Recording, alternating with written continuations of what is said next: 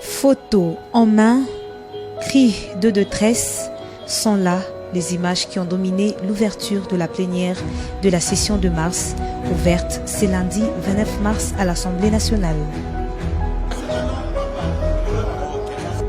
Ces élus du peuple dénoncent tout haut le massacre perpétré à l'est de la RDC.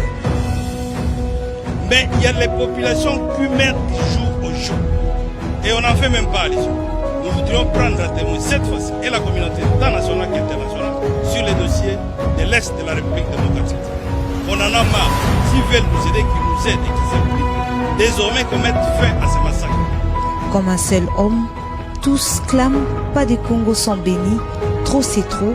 Plus de massacres à l'est de la République démocratique du Congo. C'est une affaire des ennemis des ADF et que donc le gouvernement doit prendre ses responsabilités parce que la sécurité du pays relève, n'est-ce pas, relève de la compétence du gouvernement central.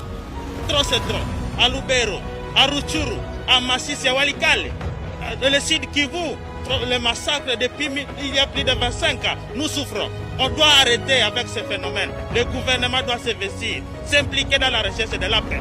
C'est ce que nous recherchons. L'Assemblée nationale doit s'impliquer dans la recherche de la paix. L'Est doit être pacifié. Pas de Congo, ça est l'Est de la République. Interpellé par les députés nationaux sur la situation sécuritaire toujours instable dans la partie est du pays, notamment à Béni, le président de l'Assemblée nationale, Christophe Mbosso Kodia, mal compris, demande aux acteurs politiques et à tous les Congolais qui aiment la patrie de quitter immédiatement le groupe armé.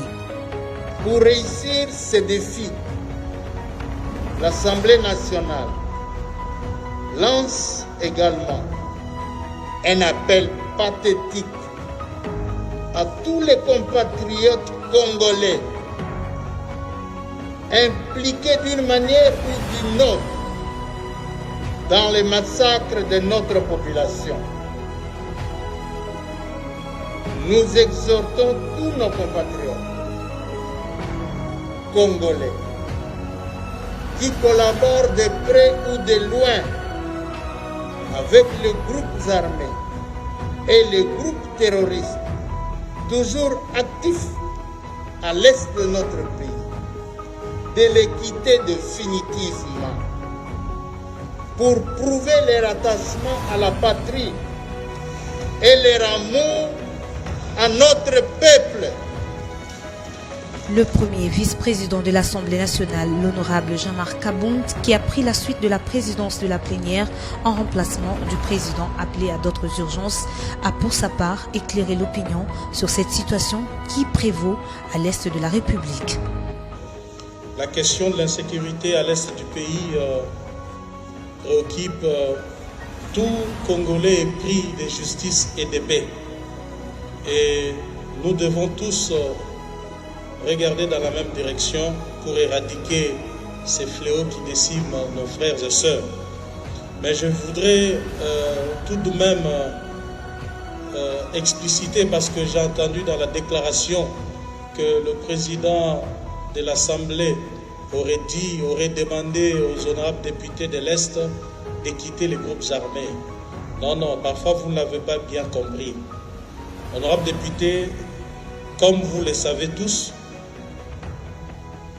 la situation de l'Est plonge et va dans tous les sens. Chaque personne a son interprétation. Chaque personne donne sa version des faits.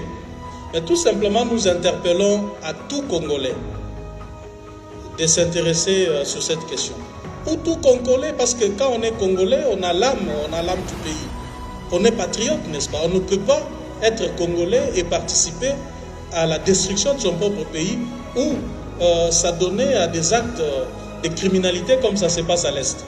Toute personne, acteur politique, acteur de la société civile, militaire, qui serait derrière tout ce qui se passe à l'Est, de se retirer. Et ça, c'est clair qu'il y a des gens qui tirent les ficelles dans tout ce qui se passe à l'Est du pays. Et alors,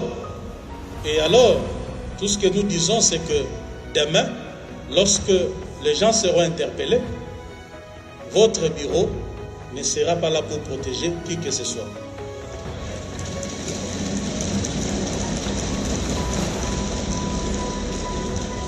Ici, de rappeler que c'est sous les applaudissements et l'ambiance parlementaire que le premier vice-président Jean-Marc Kabound Ouakabound a levé sa toute première plénière présidée à l'Assemblée nationale.